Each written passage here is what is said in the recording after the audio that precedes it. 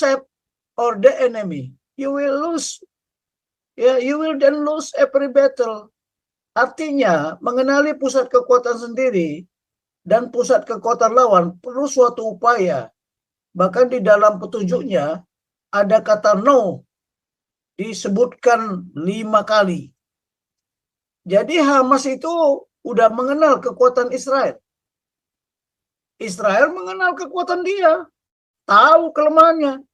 Dia tidak punya angkatan laut, dia tidak punya angkatan udara, dia tidak bisa melakukan operasi gabungan, tidak bebas bermanuver. Sedangkan si Israel punya semua. Nah, ini yang tidak dipegang sama Hamas. Tapi kenapa dia berani menyerang?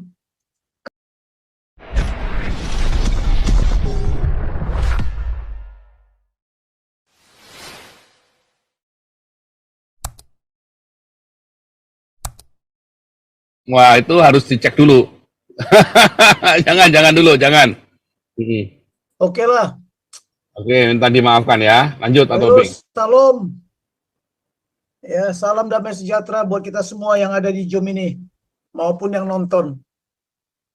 Saya sudah lama tidak mengudara, tapi karena konflik Hamas ini dengan Israel, saya kira saya perlu bicara karena ada pihak yang menuduh Israel yang salah.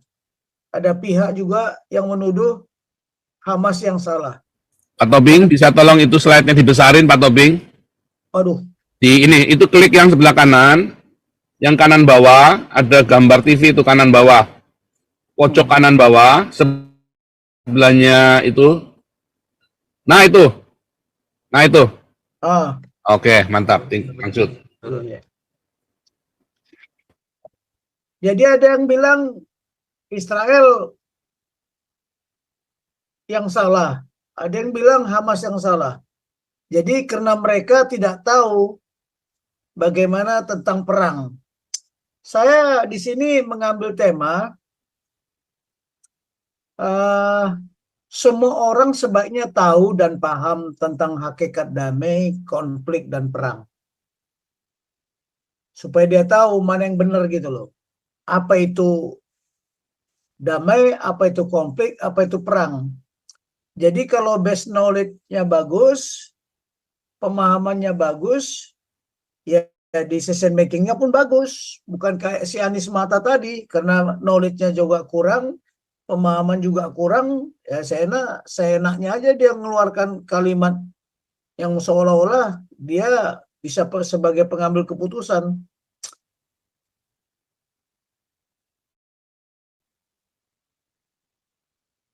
Mana ini? Aduh. Ini udah ya? Udah.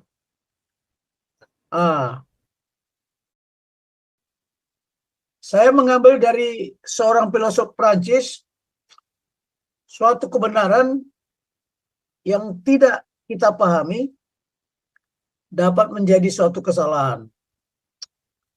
Jadi mereka itu membenarkan menurut dia, tapi bukan suatu kebenaran yang disampaikannya tadi, seperti yang kita dengar barusan dari si Anies Mata itu. Kemudian semua kita ini sebenarnya nggak tertarik dengan perang, tetapi perang itu tertarik pada Anda. Ini kata si Trotsky. Baiklah, saya akan menyampaikan apa hakikat suatu keadaan damai.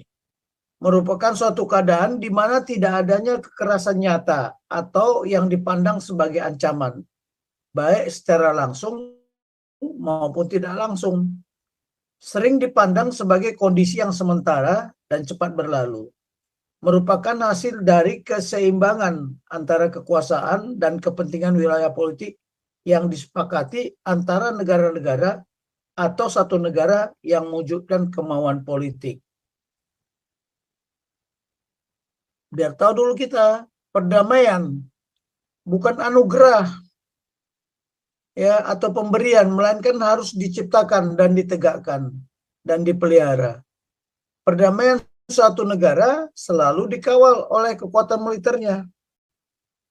Semasa Perang Dingin, negara-negara besar kan dulu berseteru, ya, berhasil mencegah pecahnya perang dengan berlomba-lomba meningkatkan kekuatan militer mereka, sehingga tidak ada pihak yang berani menyerang, ya, pihak lain karena dapat dipastikan kedua pihak akan sama-sama hancur.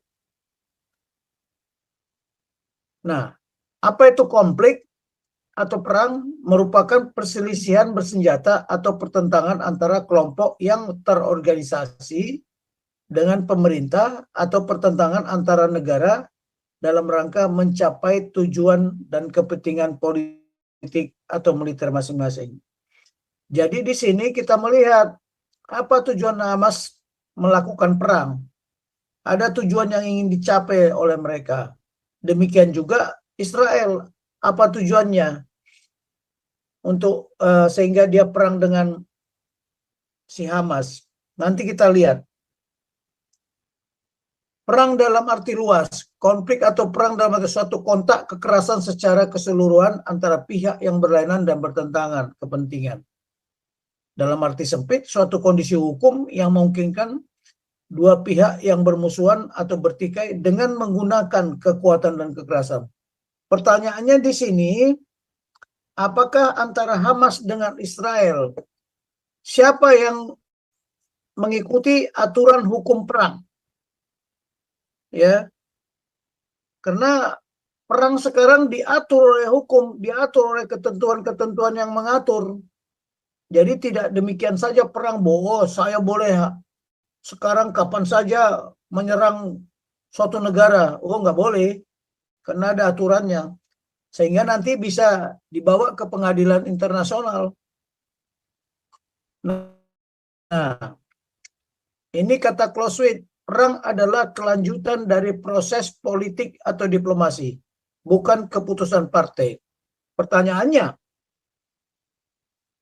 kalau Israel keputusan politik pemerintahan dia atau politik negara dia, Hamas keputusan politik negaranya atau keputusan partai. Nanti silakan bapak-bapak menganalisa lah. Ditinjau dari aspek hukum sebagai keadaan hukum antara pihak yang bertikai dengan menggunakan kekuatan bersenjata. Jadi perang itu diatur oleh hukum dan aturan. Tidak begitu-begitu saja perang itu dilakukan. Zaman dulu aja memberitahu kok kapan dia mau menyerang. Nah, terus kita lihat juga itu karena dari aspek sosiologi, suatu bentuk pertikaian antara kelompok dengan menggunakan kekerasan. Kalau militer, suatu tindakan kekerasan antara satu pihak terhadap pihak lain dengan maksud memaksa lawan melakukan kemauan yang diinginkan, merupakan kelanjutan politik dengan cara lain. Jadi di sini kelanjutan politik dengan cara lain itu bukan politik partai. Jadi politik negara, pemerintah negara kan dirapatkan. Kemudian psikologi, suatu permusuhan dalam hubungan antar negara. Ini secara psikologi Palestina sama Israel sudah lama musuh bebuyutan. Ya. Bagi bangsa kita, perang adalah jalan terakhir dan hanya dilakukan bila semua upaya penyelesaian secara damai yang telah ditempuh tidak membawa hasil. Ini ada banyak quote yang terkait dengan perang dan damai. Kita selalu sering mengatakan sipis pacem para belum. Jika menginginkan perdamaian maka bersiaplah untuk perang. Tapi ada juga mengatakan sipis pacem para pacem. Jika Anda menginginkan perdamaian, bersiaplah untuk damai. Nah, di antara Hamas dengan Israel, siapa yang bersiap untuk damai? Nanti lihat, nilai saja sendiri. Nah, ada lagi yang mengatakan si Andrew Carnegie ini, sipis pacem para paktum. If you want peace, agree to keep the peace. Jika Anda menginginkan perdamaian, sepakatlah untuk memelihara perdamaian. Sekarang di antara mereka berdua itu siapa yang sepakat memelihara perdamaian? There never was a good war or a bad peace. Tidak pernah ada perang yang baik atau perdamaian yang buruk. Nah, sudah tahu nggak bangsa Indonesia ini mengerti nggak tentang ini? Jangan memprovokasi inginnya perang terus. Nah, kalau sweet, sekarang kita melihat ya pusat kekuatan Hamas sama pusat kekuatan Israel. Jadi di sini pusat kekuatan Hamas itu ada di mana? Pusat kekuatan Israel itu ada di mana? Jadi kalau dikatakan pusat kekuatan itu apa karakteristik kemampuan dari suatu tempat daerah di mana suatu bangsa atau persekutuan memperoleh kebebasannya bertindak, kekuatannya, kemampuan secara fisik atau semangat yang bertempur. Kalau kita lihat Hamas itu di mana dia bisa bebas bertindak? Sebab Gaza itu ya, kita lihat daerahnya sebelah apa itu? Sebelah utara. Itu kan laut. Kemana dia mau bergerak? Bebas dia nggak bergerak. Ke sini Mesir. Ya kan? Dia tidak punya bebas bergerak. Mungkin dia mempunyai semangat juang. Ya kan? Kemudian kekuatan kemampuan secara fisik. Dia nggak punya kemampuan kekuatan untuk melaksanakan operasi gabungan. Ya, kalau melaksanakan operasi darat, oke. Tapi dia tidak punya kekuatan operasi gabungan seperti darat, laut, dan udara. Jadi kalau pertempuran menggunakan satu angkatan itu sudah kuno itu.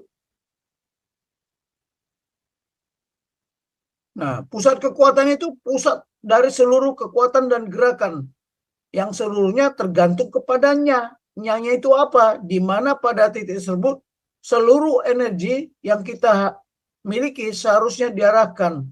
Ya kan? Seperti Hamas. Pusat kekuatannya ada di mana sekarang? Di bunker itu.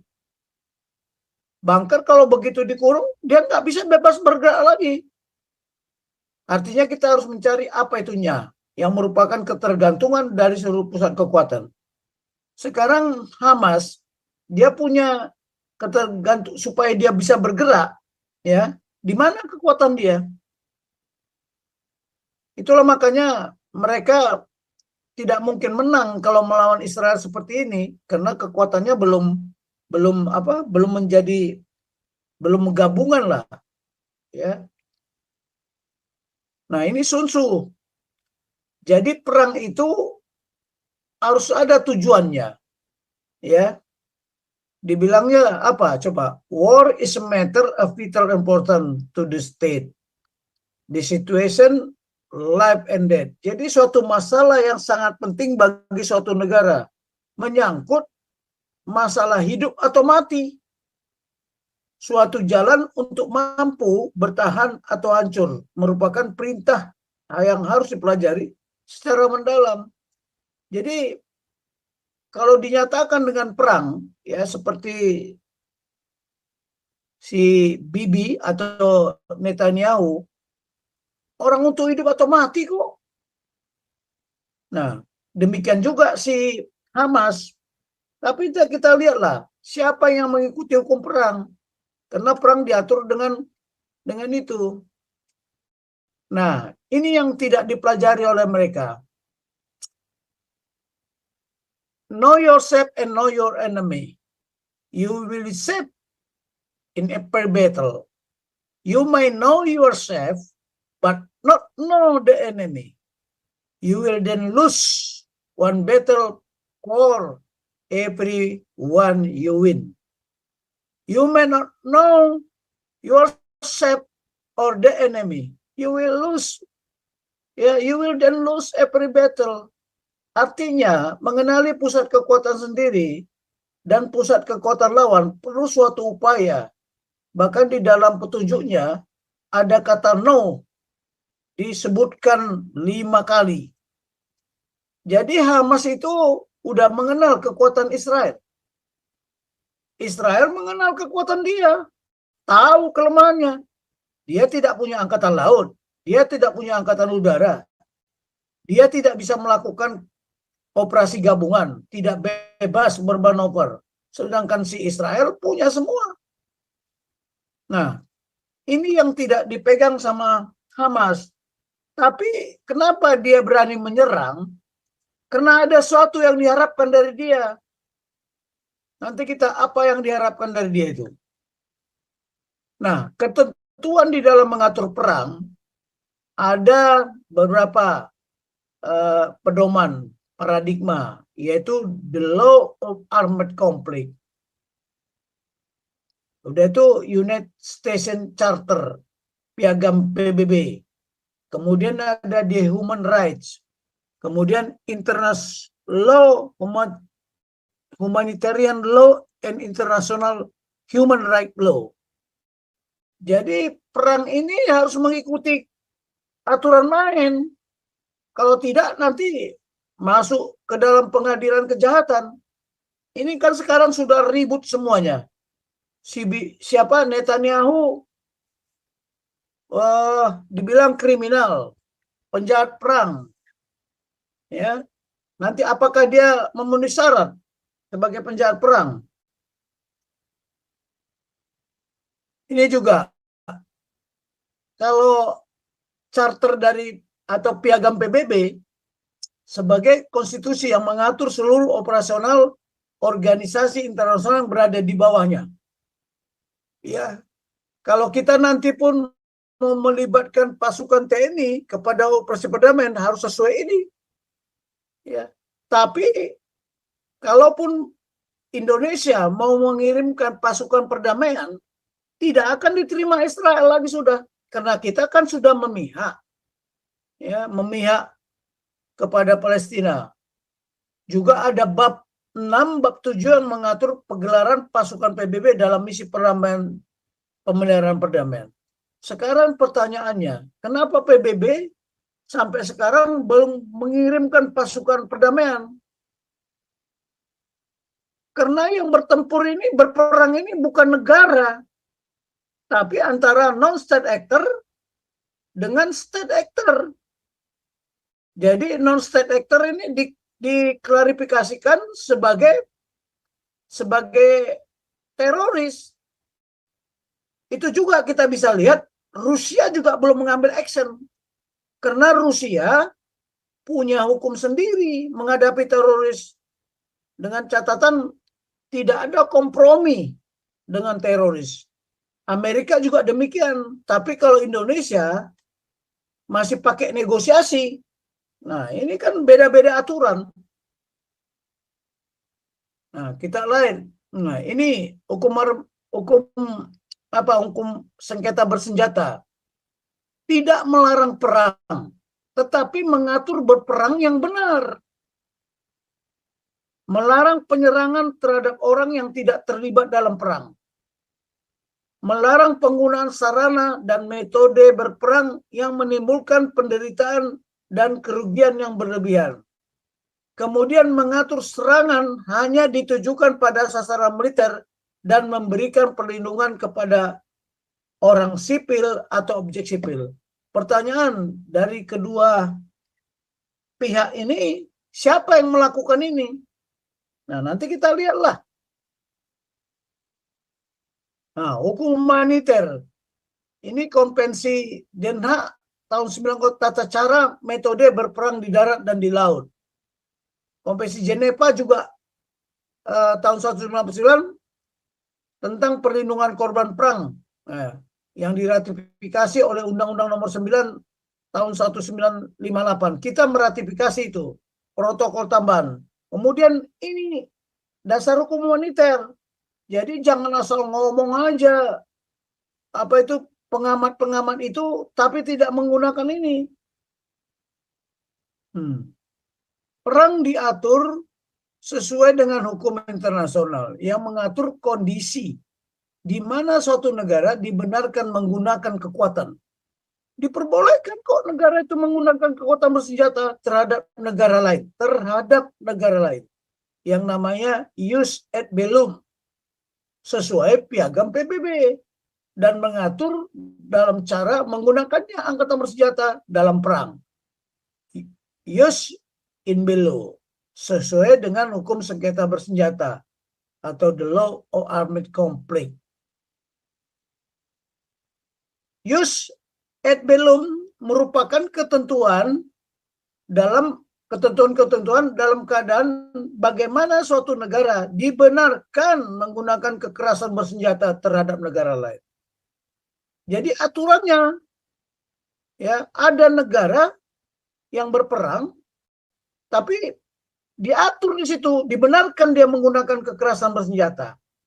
Sedangkan jus in bello dibagi menjadi aturan tentang dilakukannya perang, conduct of war atau hukum.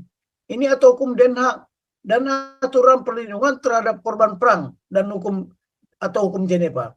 Jadi umpamanya contoh, orang sudah ditangkap, ya, sudah menjadi tahanan, itu harus diperlakukan dengan sama seperti apa? Tidak boleh begitu saja dibunuh atau diapain, nggak boleh.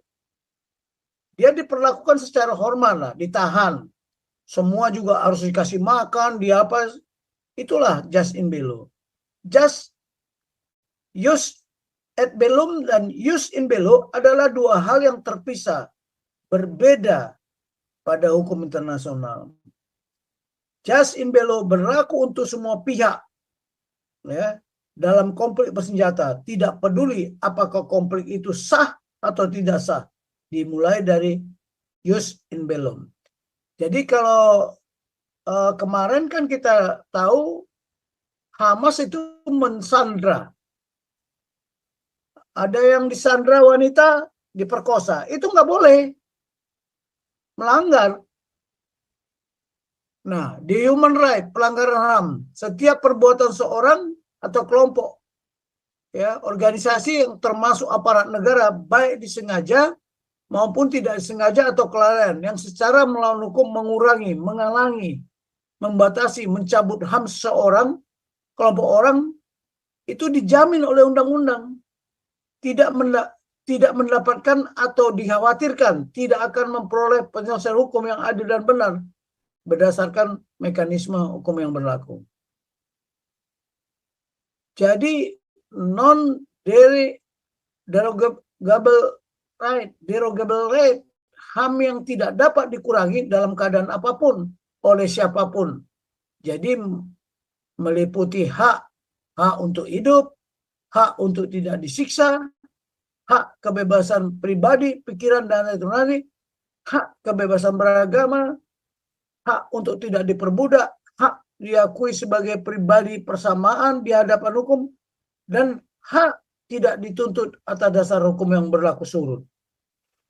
Nah, ini pelanggaran HAM berat. Nanti kita lihat siapa yang melanggar.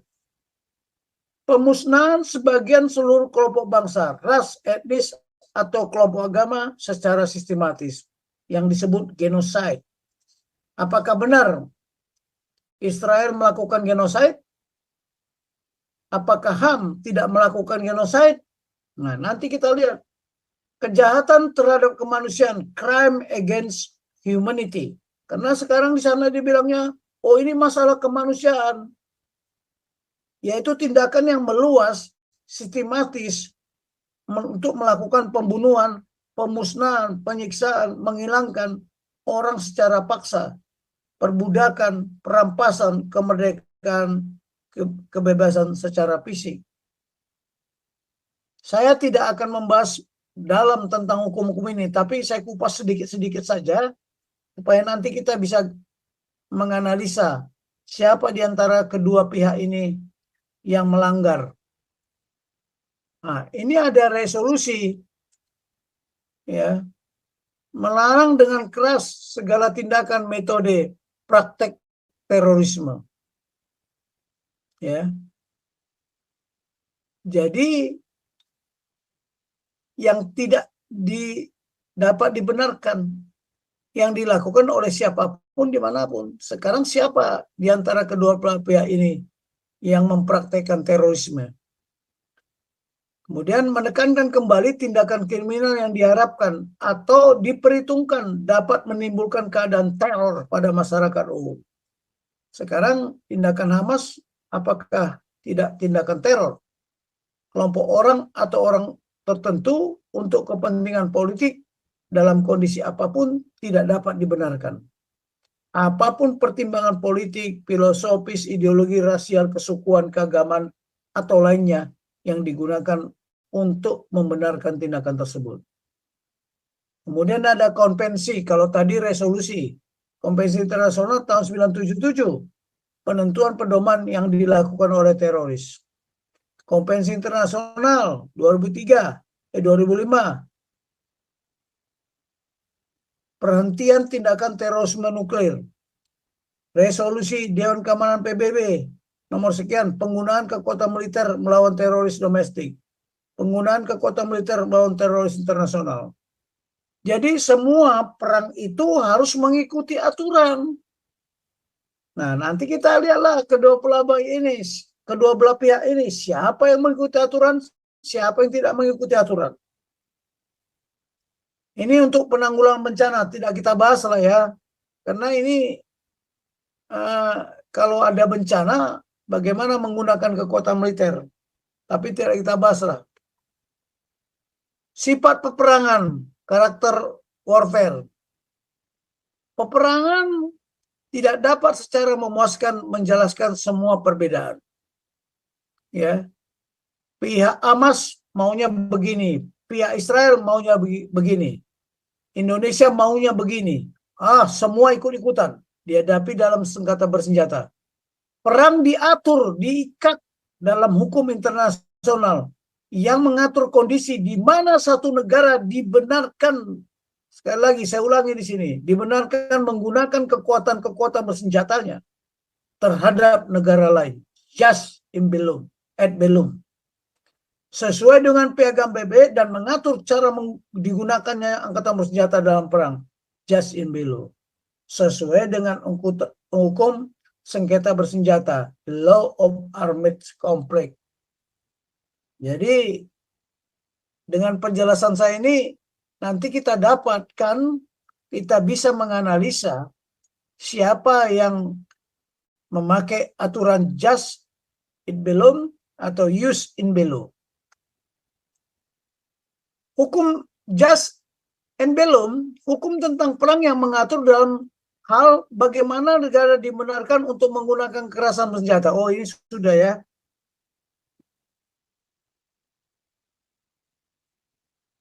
Penerapan jus in bello ini dinyatakan pada bab 1 pada ketentuan umum Konvensi Jeneva tentang perlakuan terhadap orang-orang ya yang tidak turut serta aktif dalam sengketa bersenjata. Kalau ada sipil, orang lansia, anak kecil, itu sudah diatur di sana.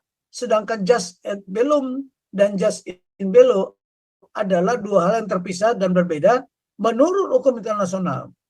Jadi jus in bellum mengatur tentang alasan yang menjadikan sahnya bagi suatu negara untuk berperang, meliputi prinsip otoritas dari pemerintahan yang sah, niat yang benar, sasaran, tujuan yang masuk akal. Ya, proporsionalitas sebagai upaya terakhir. Kalau kita lihat Hamas itu termasuk Zionis mata, dia bilang Israel itu akan lenyap dari peta dunia. Itu dari pemerintahan yang sah atau omongannya dia saja? Ya, termasuk juga Hamas. Ya, termasuk Iran, Ahmadinejad itu dia negara. Boleh dia bilang ngomong gitu, tapi kalau Hamas negara. Kalau Zionis mata itu negara. Dia tidak mewakili Indonesia. Ya. Ini udah saya kasih tahu tadi ya. Ini juga perlu diketahui, jus in bello merupakan pedoman yang mengatur tentang tata berperang, berlaku sejak dimulainya konflik bersenjata dan bagi semua pihak yang terlibat dalam konflik bersenjata, serta perlindungan bagi kombatan dan non-kombatan sebagaimana yang ditetapkan dalam Konvensi Jenewa.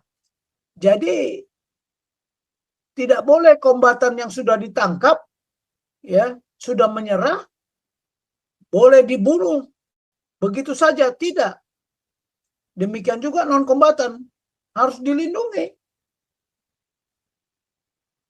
Nah, ini saya sampaikan sedikit ya, ajas-ajas perang. Jadi kita bisa melihat siapa yang menggunakan ajas-ajas perang. Ini berlaku di seluruh dunia loh ini. Nah, kalau kita lihat Amerika, dia ajas yang pertama ada objektif, ada ofensif, ada massal, ada penghematan tenaga, ada manuver, anti command. Tapi saya perlu kasih tahu di sini, legitimate. Ya, dia merupakan ada sah dia melakukan itu. Ya, saya nggak perlu saya jelaskan yang lain lah. Ya, Indonesia juga pakai tujuan, ya sama saja mengikuti Amerika, ya. Tapi kita tahu apa tujuan perang yang dideklarasikan oleh Israel. Apakah tujuan perang yang dilakukan oleh Hamas? Ya. Sebenarnya Hamas sama Israel itu bukan dikatakan perang, tapi konflik. Kalau perang itu keputusan dua negara. Jadi sedangkan sementara si Mahmud Abbas dia tidak ikut dalam proses pengambilan keputusan yang dilakukan oleh Hamas. Kalau Israel, dia mengadakan rapat setelah diserang tanggal 7 itu. Jadi keputusan kabinetnya lah, keputusan negaranya lah, keputusan politik negara. Walaupun di situ ada oposisi, mereka sepakat kok. Nah, tujuannya apa? Nah, masing-masing punya tujuan. Apakah tujuan orang negara Israel memang mau menghapuskan Palestina dari Timur Tengah sana? Kan tidak. Dibiarkannya ada negara Palestina di sana. Bahkan dari Palestina itu boleh bekerja, ya, masih bekerja di wilayah Israel, ya, diberikan kehidupan. Nah, coba nanti kita lihat. Nah, untuk apa diajarkan ajas perang? Semua harus tahu ini. Merupakan suatu peringatan bahwa mengabaikannya berarti mengundang resiko yang memberi keuntungan pada musuh. Sedangkan mengindahkan ajas perang merupakan suatu faktor yang memenangkan perang. Seperti contoh lah, ajas perang itu juga harus berdasarkan ketentuan hukum. Jadi siapa yang menggunakan ini antara Israel dengan Hamas? Kegunaan ajas perang sebagai pedoman dasar untuk melakukan tindakan, bukan hukum atau peraturan yang harus ditaati secara membabi buta. Keberhasilan dalam perang didasarkan kepada penerapan doktrin yang sesuai dengan pemahaman terhadap ajas perang. Ini masih teori. Nah, ini menurut Leader Hart, perang adalah suatu ilmu pengetahuan, namun sangat tergantung kepada seni pengaplikasiannya. War is a science which depend upon art for its application. Jadi ini teori-teori tentang perang ini saya beritahukan untuk apa? Supaya kita tidak berdiskusi debat kusir. Nah, perang harus dirancang secara sistematis dan logis. Ya, oleh karena itu harus memiliki objek tertentu dan harus dilakukan sesuai dengan ajas-ajas dan aturan-aturan seni. Ya, ini kata Napoleon Bonaparte. Jadi ini aturan-aturan seni berperang ya, kurang apanya itu. Nah, mari kita lihat sekarang dasar-dasar serangan. Pasukan penyerang harus disusun secara mendalam. Tapi yang mau saya kasih tahu di sini ada yang terakhir ini. Gerakan serangan tidak boleh terhenti. sampai tujuan tercapai. Makanya kalau disuruh gencatan senjata, ya nggak mau siapa? Si Iya, salah. Netanyahu. Karena sasarannya belum tercapai. Tujuannya belum tercapai. Tujuannya kan Hamas lenyap dari muka bumi. Bukan Palestina yang lenyap. Hamas. Ya.